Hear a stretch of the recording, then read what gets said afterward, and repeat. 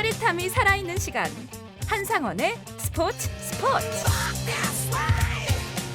벤투 감독이 이끄는 한국 축구대표팀 본진이 결전지인 카타르에 도착한 가운데 유럽파들도 속속 합류하고 있는데요.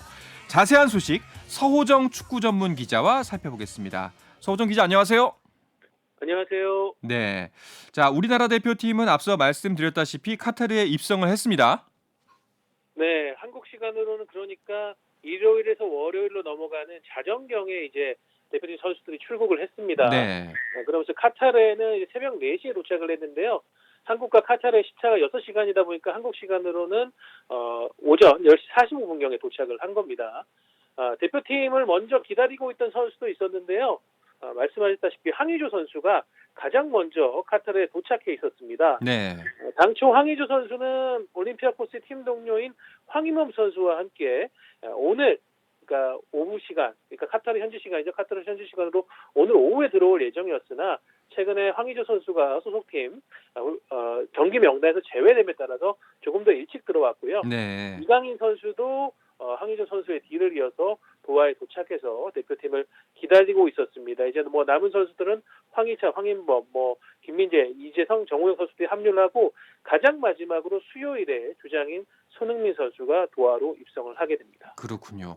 손흥민 선수가 부상 이후에 처음으로 이제 화면의 모습을 드러냈습니다. 건강해 보여서 그래도 다행이라는 생각이 들었어요. 네, 주말에 열렸던 토트넘의 홈경기, 리즈와의 홈경기에 손흥민 선수가 깜짝 등장을 했는데요. 깔끔한 사복 차림.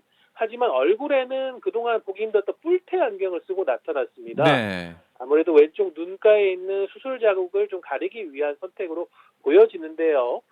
뿔테를 썼음에도 불구하고 붓기는 여전히 남아있다는 점이 보였습니다만은 손흥민 선수가 팀이 극적으로 승리하고 난 뒤 동료들과 기쁨을 나누는 모습이라든가 경기장을 찾은 한국 팬들에게 사진을 찍어주는 듯 굉장히 좀 어떤 부상에 대한 부분에 쫓기지 않고 자연스러운 활동들을 했거든요. 네. 이런 모습을 볼 때는 지금 이제 수술 이후 약 열흘 만에 공식 석상이 나타난 건데 생각보다는 회복세가 좀 빠른 게 아닌가 이렇게 기대감을 주고 있습니다. 네, 정말 다행입니다. 그 서호정 기자가 특별히 응원했던 오현규 선수 백업 요원으로 카타르에 동행을 했는데요. 혹시나 모를 손흥민 선수의 대체 자원으로 함께하는 거죠? 네, 제가 지난 10월 정도였었나요? 오현규 선수가 최근에 어떤 페이스를 볼 때면 극적으로 대표팀에 합류할 수 있다라는 얘기를 드렸는데 그게 실제화됐고 오현규 선수가 27인으로 이제 27번째 멤버로 카타르에 가게 됩니다. 벤투 감독이 이제 명단 발표를 할 때도 밝혔지만 손흥민 선수를 대체하기 위한 여러 시나리오 상에 있는 것도 분명하고요. 하지만 오현규 선수는 26인 명단에 최종적으로 교체 명단에 교체되는 부상으로 교체되는 명단에 들지 못하더라도 월드컵 일정이 끝날 때까지 벤투와 함께 동행하면서 훈련 파트너로 함께 하게 됩니다. 그렇군요. 자, 그리고 기대를 모았던 또 한 명, 우리 프로그램의 축구 기자분들이 다들 예상했던 이강인 선수도 명단에 이름을 올렸죠. 네, 금요일에 저와 유청 기자 모두 나란히 이강인 선수나 합류할 것 같다라고 예상을 했었고 이게 이제 속속들이 보면은 벤투 감독이 이강인 선수에게 어떤 관점을 갖고 있었느냐는 9월 소집대로 어느 정도 유출이 됐었습니다. 네. 당시 훈련에서 이강인 선수의 비중이 굉장히 높았었거든요. 네네. 실제 경기에는 투입이 되지 못하다 보니까 이강인에 대한 활용안이 없는 것 아니냐 이런 논란도 있었지만은 실질적으로 벤투 감독은 월드컵에 이강인 선수를 데려가겠다는 계획이 있었던 것 같습니다. 그렇게 되면서 결국 26인 명단 안에 이름을 올렸고 이강인 선수가 갖고 있는 재능적인 부분도 많이 활용이 되겠지만은 또 한편으로는 이제 훈련 상대로도 활용될 수 있다는 점을 제가 이제 지난주 방송 때 얘기 드렸거든요. 네네. 왜냐하면 우루과이나 포르투갈 같은 경우에 이강인 선수하고 유사한 스타일의 플레이를 펼치는 핵심 선수들이 있습니다.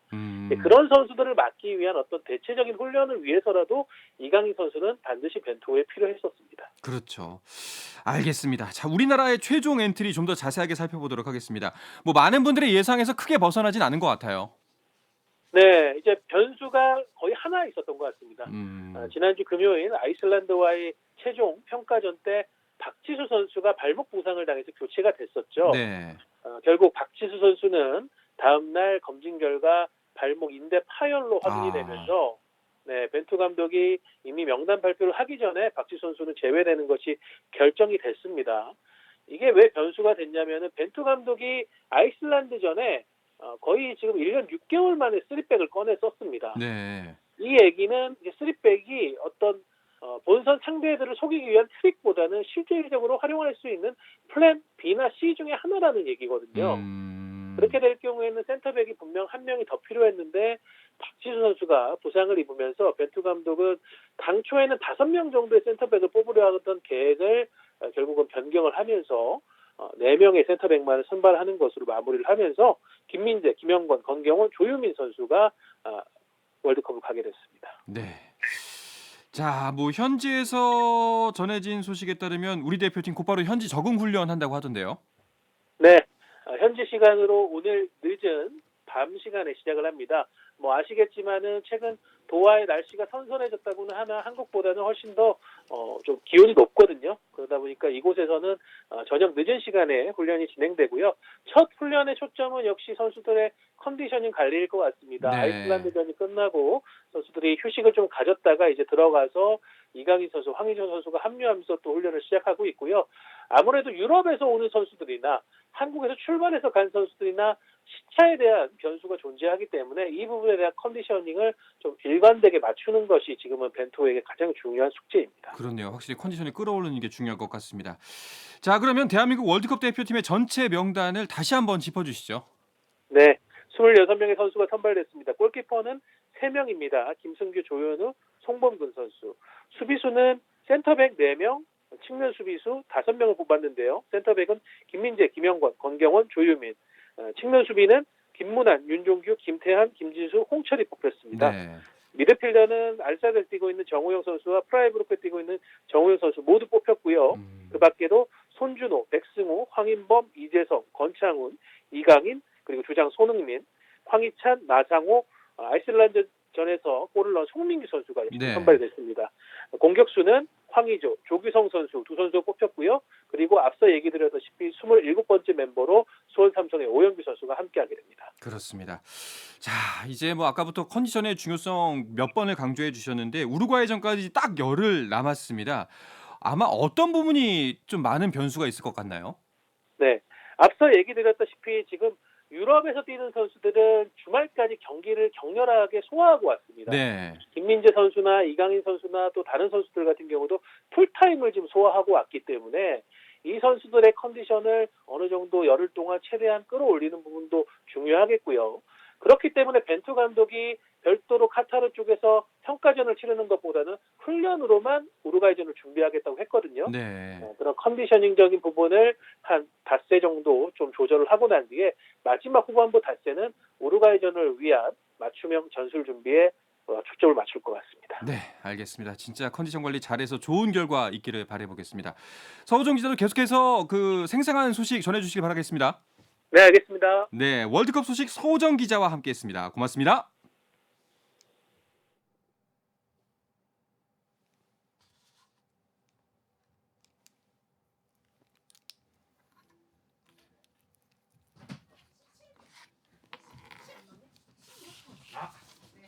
이지하죠? 이지하죠? 17분. 이지하다. 아 이거 쭉 뛰어넘어가셔도 돼요, 그러니까. 제가 시간 조절하려고 원고를 많이 쓴 거지. 알겠습니다. 마스크 바꿔야 되잖아. 네. 해도 돼요.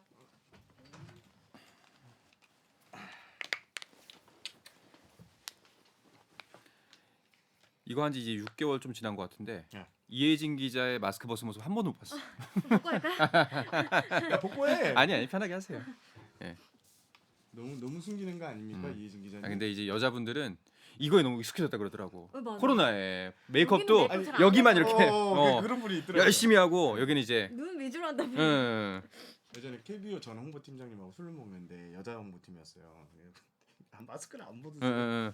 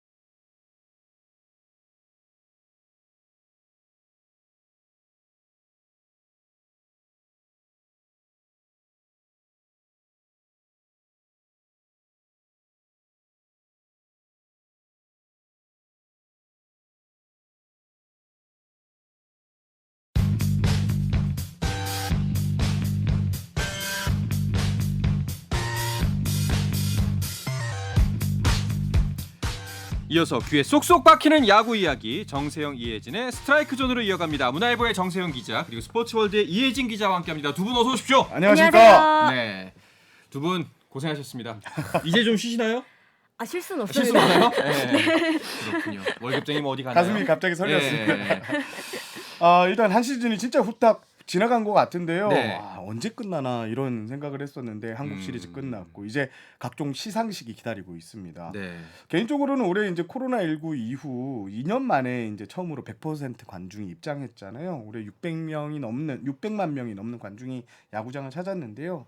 올해 코로나 변수 등이 여전히 있었음에도 무사히 사고 없이 이렇게 한 시즌을 치러졌다는데 큰 박수를 좀 보내고 싶습니다. 그렇네요. 큰 사고는 없었습니다. 진짜 근데 시간이 정말 빨리 갔어요.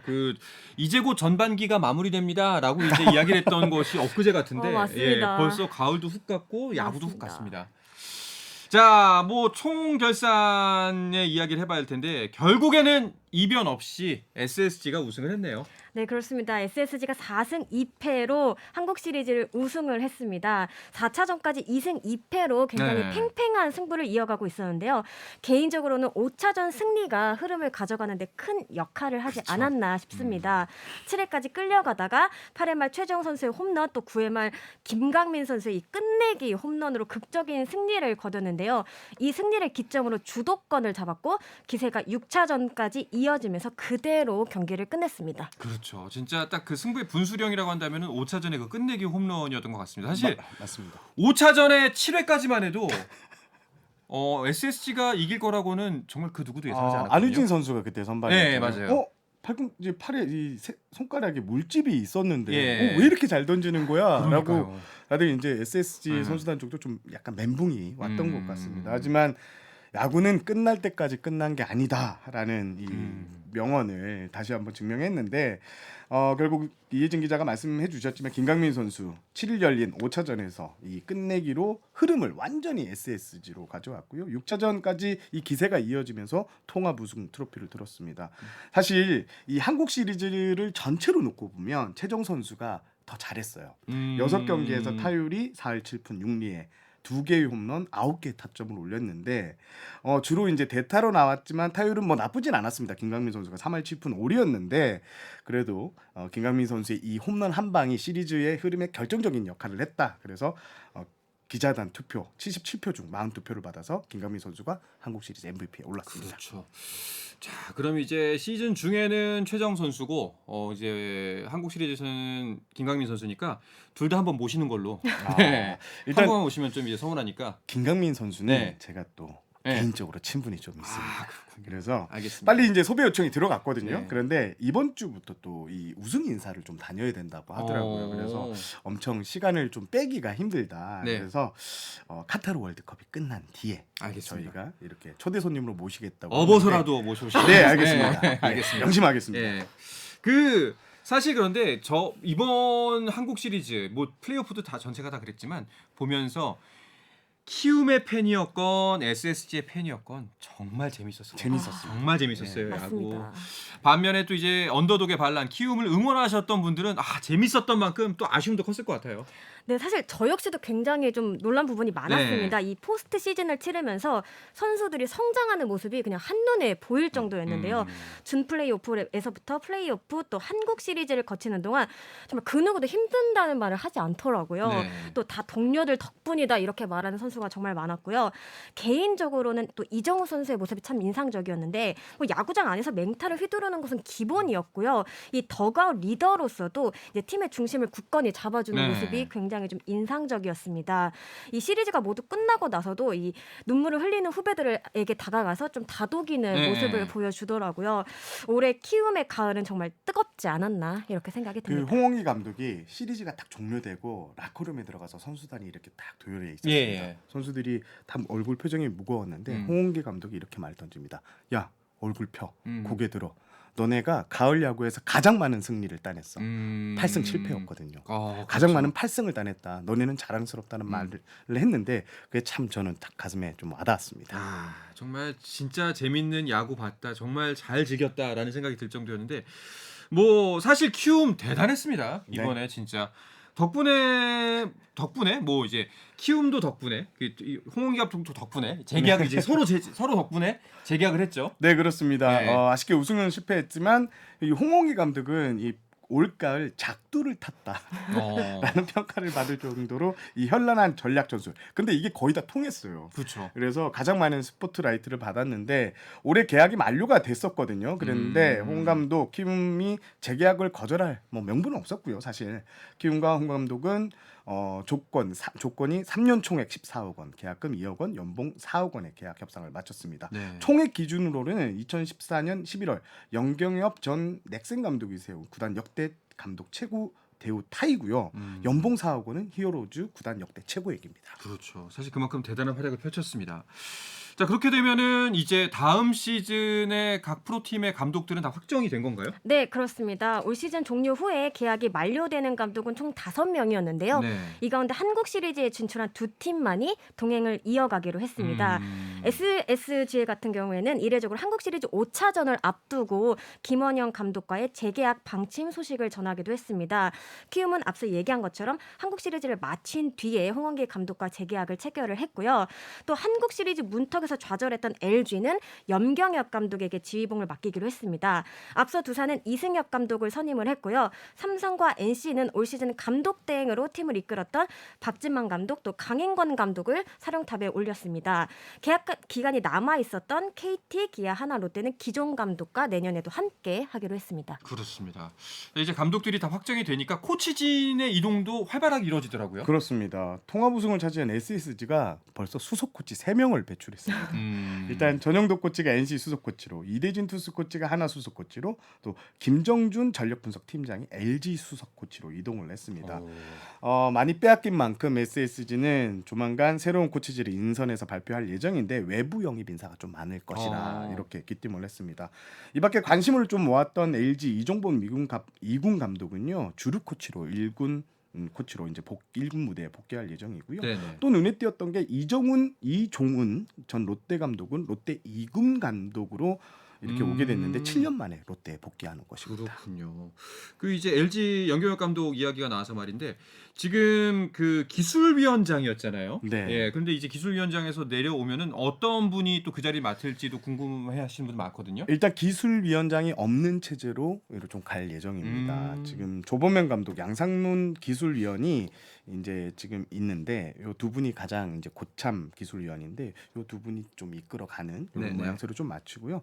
지금 연경엽 전 기술위원장이 떠나기 전에 이미 큰 틀에서 대표팀 선발 기준 뭐 이게 다 정해놨다고 해요. 그래서 지금 당장 기술위원장은 좀 필요 없는 다 정리가 된 상황입니다. 그렇군요. 알겠습니다. 그렇다면은 이제 프로야구는 말씀하셨다시피 시상식과 FA 시장이 남아 있는 상태잖아요.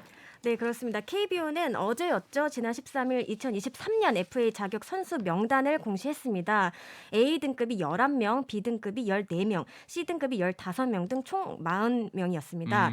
다만 앞서 이제 단연 계약을 체결하거나 은퇴한 선수 또 방출한 선수 등이 있거든요. 이를 제외하면 실질적인 숫자는 31명이다. 이렇게 얘기가 나오더라고요. 또 FA 권리를 행사하고자 하는 선수는 15일까지 KBO에 신청을 해야 되는데 포기하는 선수들이 나올 수 있거든요. 네. 그렇다면 이 숫자는 더 적어질 수 있습니다. 제가 최근에 오늘 이제 방송 들어오기 전에 파악한 것만 2-3명의 선수가 FA 네. 권리를 행사하지 않겠다 이런 선수들이 있었거든요. 그래서 20명 초반 적으면 20명 밑으로 이렇게 FA 전체 선수가 형성될 가능성이 높아 보입니다. 자, 이번에는 FA 선수들 중에서 포수 포지션의 이동이 꽤 클 것 같아요. 그렇습니다. 10개 구단 중 5명의 주전 포수가 시장에 그러니까요. 나오기 때문에 이 포수 풍년이다라는 얘기가 있는데 네.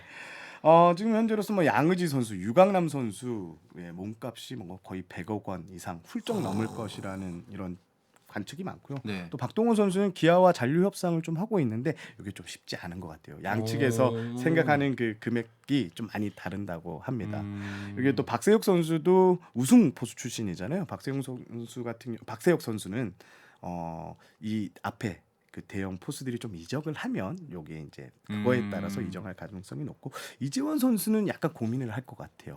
FA를 행사를 할지 말지를 놓고 좀 고민을 할 것 같습니다. 자, 이제 또 선수 이제 양쪽에 이제 이해관계가 맞물리는 거지 않습니까? 구단과 선수. 이제 선수들도 역시 노력을 하겠지만 구단도 얼마만큼의 자원을 드릴 것인가라는 것에 대한 고민들이 있을 텐데 과연 어떤 구단이 또 큰 손으로 등극을 할지 좀 궁금한데 혹시 들리는 이야기가 있나요? 벌써부터 정말 여러 소문들이 돌고 있습니다. 그렇겠죠. 예. 네, 일단 가장 좀 관심을 받고 있는 구단이라고 하면 한화와 롯데인데요. 이 두 팀은 사실 최근 몇 년간 외부 FA에는 큰 관심을 보이지 않았었거든요. 하지만 이번에는 다를 것이다라는 전망이 나오고 있습니다. 기본적으로 전력 보강이 좀 절실한 데다 이 모기업의 지원도 좀 적극적인 편입니다. 네. 뭐 롯데만 하더라도 얼마 전에 롯데 지주로부터 190억 원의 유상 증자를 확보하기도 했거든요. 여기에 두 팀 모두 셀러리 캡도 상대적으로 여유가 있습니다. 예. 이 두 팀이 시장 전체를 뒤흔들 수도 있다 이런 관측이 나오고 있습니다. 저는 하나를 주목해야 된다고 생각합니다. 하나요? 예. 얼마 전에 그 손혁 단장과 통화를 했는데요. 전화 목소리가 거의 뭐 자신감이 넘치더라고요. 결론으로 얘기하겠다 이런 얘기를 원래 했는데 사람이 지감이 두둑해지면은 예. 자신감이 넘칩니다. 그 하나 예. 박찬혁 사장이 네. 모기업으로부터 이렇게 돈을 쓸 수 있는 특별 자금을 좀 많이 받아온 것 음. 같아요. 그래서 양의지 선수, 최은성 선수 와. 이런 특급 대여들을 잡을 가능성이 매우 높은 분위기다.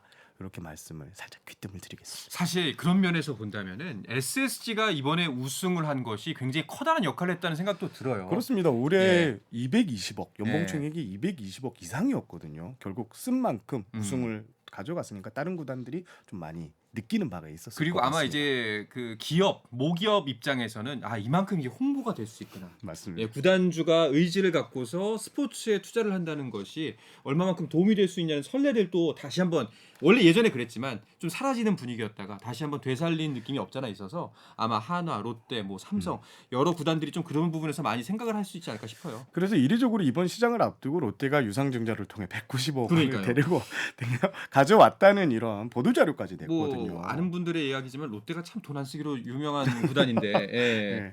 그 정도로 지금 유통 라이벌이잖아요. 또 유통 SSG 가. 라이벌이죠, 또. 그러니까 그런 걸 예. 보고 롯데가 자극을 많이 받은 것 같습니다. 네. 자 그러면은 이제 곧바로 협상에 15일이 지나고 바로 들어가게 되나요? 아니면 또 절차가 있나요? 일단 내일 이제 구단 이제 신청 접수를 받고요. 16일 날 KBO에서 FA 신청자를 발표합니다. 그리고 17일부터 협상이 시작되는데요. 이제 이틀 남았습니다. 그렇게 되면 예전에는 원소속 구단과 먼저 협상을 하고 다른 구단을 하는데 이제는 그런 거 없습니다. 오. 그냥 바로 시장이 개봉박두 그렇군요. 이렇게 그야말로 됩니다. 시장 경제군요. 네. 알겠습니다. 자 그런데 LG의 이영종 선수가 퓨처스 FA를 신청한다는 기사가 떴습니다. 근데 퓨처스 FA라는 게 어떤 건가요? 네, 퓨처스리그 FA 제도는 지난해 10월 신설이 됐는데요. 이 2군 유망주들의 자유로운 팀 이적을 보장한다는 취지에서 이 미국 마이너리그 FA 제도를 차용을 했습니다. 네. 1군 등록 일수 60일 이하인 시즌이 7번 이상인 선수들이 자격을 얻게 됩니다. 퓨처스리그 FA를 영입하는 구단은 계약하는 선수의 직전 시즌 연봉 100%에 해당하는 금액을 보상금으로 선수의 원소속 구단에 지급을 하면 되고요. 또 계약하는 구단은 해당 선수를 반드시 소속 선수로 등록해야 되며 연봉은 직전 시즌 연봉의 100%를 초과할 수 없습니다. 이영종 선수의 경우 올해 연봉이 1억 2천만 원이었거든요. 그렇다면 이영종 선수를 원하는 구단은 이적료 1억 2천만 원에 최대 연봉 1억 2천만 원, 뭐 플러스 인센티브 이렇게 좀 두면 품을 수 있게 됩니다. 결국 이영종 선수를 데려오기 위해서는 인센티브, 이 옵션을 많이 주는 구단이 좀 데려갈 그렇겠네요. 것이다라는 예. 얘기가 있는데 지금 한화, KT, 기아 정도가 이제 이영종 선수에게 아주 관심이 있다. 이런 분위기로 형성되고 있습니다. 그런데 또 이 제도가 없어진다고 하던데요? 올해는 이제 이영종이라는 확실한 이 예. 매물이 나왔지만 지난해는 이 계약이 없었습니다. 시장에 나온 선수들이 있었지만 이게 쉽지 않았거든요. 그래서 이 맹점을 좀 확인을 했고요. KBO가 대신 2차 드래프트를 좀 시행해서 일정한 엔트리 숫자 외의 선수들을 드래프트를 통해서 데려가는 2차 드래프트를 내년부터 시행하기로 했습니다. 네. 자 그런가 하면은 그 이제 FA 시장이 열리기 전에 일단은 전력 보강을 먼저 한 팀들도 있어요. 기아가 네. 참 무섭습니다. 벌써 트레이드를 두 그러니까요. 건이나 네. 단행했거든요. 10일엔 내야수 변우혁 선수 하나에서 데리고 왔고요. 또 다음 날에는 키움에서 주요상 키움 포수를 데려왔는데요. 지금 현재 분위기가 FA 시장에서 또 돈을 많이 못 쓰는 이 셀러리 캡 제도가 내년부터 시행이 되기 때문에 못 쓰는 구단들은 트레이드 시장을 적극적으로 타진할 것이라고 했는데 기아가 지금 발빠르게 움직이고 있는 상황입니다. 그렇군요. 자, 외국인 선수들도 어떻게 될지 궁금한데요. 좀 들려오는 소식들이 있나요? 일단 기아의 소크라테스 선수가 재계약을 체결했고요. 나머지 구단들은 아직까지 공식 발표한 내용은 없는 상황입니다. 조금 더 좀 신중하게 바라보면서 일단은 좀 물색하는 그런 분위기도 좀 느껴집니다. 두산 같은 경우에는 알칸타라 선수하고 네. 거의 협상이 거의 체결된 분위기고 나머지 한 명의 투수는 조금 상황을 지켜보고 좋은 선수로 데려오겠다고 했고요. SSG나 지금 올해 좀 가을 야구에 진출했던 팀들도 지금 자원보다 좀 더 많은, 좀 더 좋은 선수가 있으면 데리고 오겠다. 이런 입장을 고수하고 있습니다. 알겠습니다. 계속해서 또 정말 두 분 이제 시즌 다 끝났는데도 못 쉬시겠네요. 어떻게 보면은 경기를 취재할 때보다 더 어려운 취재가 앞으로 남아있다라는 생각도 들어요. 전화를 많이 진짜 그러니까요. 돌려야 됩니다. 예, 자꾸 정보를 많이 취하셔야 되니까. 자, 그리고 시즌이 끝났으니까 이제 시상식이 이어질 텐데요. 당장 17일에 MVP와 신인상 발표가 있죠. 네, 말씀하신 것처럼 이제 시상식의 계절이잖아요. 그 출발점이라고 할 수 있는 게 바로 이 KBO 시상식입니다. 오늘 17일 오후 2시에 열리는데요. KBO 리그와 퓨처스리그 개인 부분별 1위 선수와 함께 이 하이라이트라고 할 수 있는 그 MVP 또 신인왕 주인공이 발표가 됩니다. 올 시즌부터는 기존 점수제에서 다득표제로 바뀌었는데요. 이에 따라 최우수 선수는 총 16명이, 신인왕에는 12명이 후보로 이름을 올렸습니다. 그 MVP 투표는 두 분은 이미 하셨죠? 네, 했습니다. 했습니다. 이제 되짚을 수 없군요. 사실 저희가 방송하면서 MVP 누굴까, 신인왕 누굴까 예상 많이 했는데 이게 한 달, 몇 주마다 계속 바뀌었거든요. 근데 올해는 뭐 이종우 선수가 타격 5관왕을 차지했기 때문에 거의 기정사실화됐고 신인왕 투표에서 정철원 선수 그리고 하나의 김인환 선수의 이 2파전일 것 같은데 어떻게 결과가 나올지 좀 지켜봐야 될 것 지금 같습니다. 본인이 이정우 뽑았다고 지금 공개 발언하신 거죠? 공개 발언하신 것 예. 같습니다. 근데 이러면 안 되는 거 아니에요? 뭐 페널티 같은 거 받는 거 아닙니까? 이미 근데 끝났기 때문에 네, 끝났습니다. 표는 던졌습니다. 제가. 알겠습니다. 자, 이제 17일 날 시상식 보시면서 또 이제 각 팀에 어떤 변화들이 있을지 매주 같이 짚어보면 될 것 같습니다. 자, 두 분의 선택과 결과 다음 주에 다시 한번 자세하게 이야기하도록 하고요. 이번 주 정세영, 이혜진의 스트라이크 존은 여기서 마치도록 하겠습니다. 문화일보의 정세영 기자, 스포츠월드 이혜진 기자 함께했습니다. 두 분 고맙습니다. 감사합니다. 네, 내일도 저녁 8시 30분에 뵙겠습니다. 한상원의 스포츠.